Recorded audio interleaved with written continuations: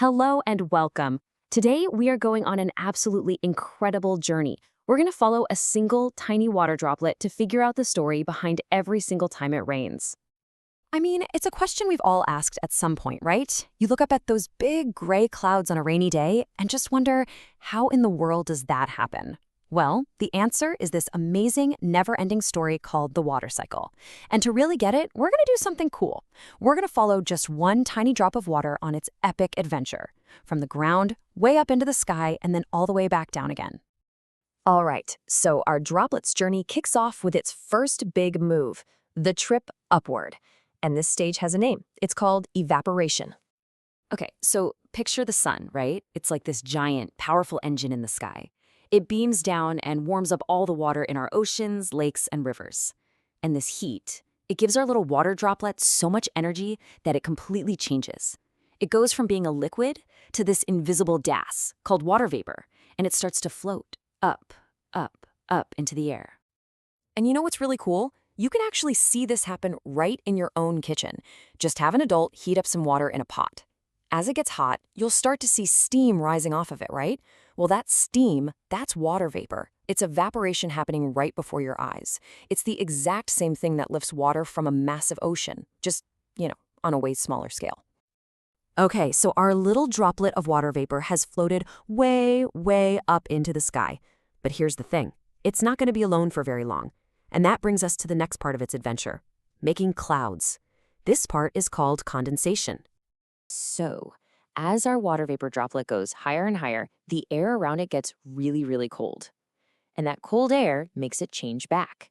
It goes from being a gas all the way back to being a tiny, tiny little drop of liquid water again. And this is where the magic of cloud making really happens. Our droplet isn't alone anymore. It meets up with billions of other little water droplets. They all start to hang out together, and they often grab onto tiny little specks of dust that are just floating around up there. And this giant hangout session, this huge collection of water droplets, dust, and other gases, that's what we see from way down here on the ground as a cloud. And hey, we can try this one at home too. After you've got that pot of steaming water, carefully hold a cold lid over the steam. When you lift it up, you'll see all these little water drops have formed on it. See? That's condensation. That cold lid is acting just like the chilly air high up in the atmosphere, turning that water vapor right back into liquid. So now our droplet is part of this huge, heavy cloud. It's had quite a trip going up, but you know what they say? What goes up must come down. And that brings us to the grand finale of its journey, precipitation. What happens is the cloud just keeps collecting more and more water droplets until it gets super heavy. I mean, so heavy it just can't hold any more water. And when it hits that point, it has to let it all go. And that big release, that's what we call precipitation. And depending on the weather, that could be rain or snow or even hail. Yeah, you can just picture it, right? The cloud getting fuller and fuller and fuller until pop! It just can't take it anymore. And that's when our water droplet, along with trillions of its friends, starts its trip back down to Earth. And once it's back down here, that water starts to collect in oceans, lakes, and rivers. Some of it also seeps deep into the ground and becomes something we call groundwater. But no matter where it lands, it's getting ready for the whole cycle to start all over again. See, this wasn't just a one-time trip.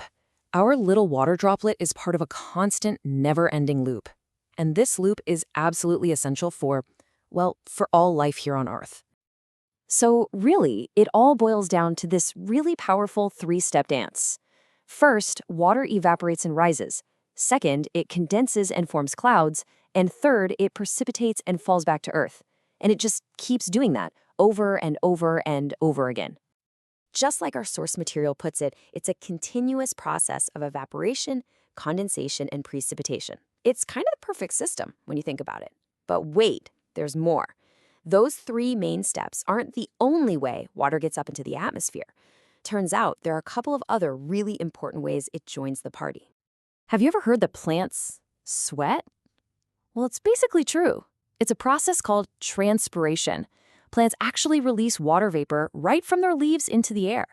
And this is a huge, huge reason why you see so much more rain in places with tons of trees, like forests and rainforests. And then there's this other wild one called sublimation. This usually happens in super cold places. It's where snow and ice can turn directly into water vapor, totally skipping the whole melting into liquid water part. The solid ice just, poof, zaps straight into a gas. How cool is that?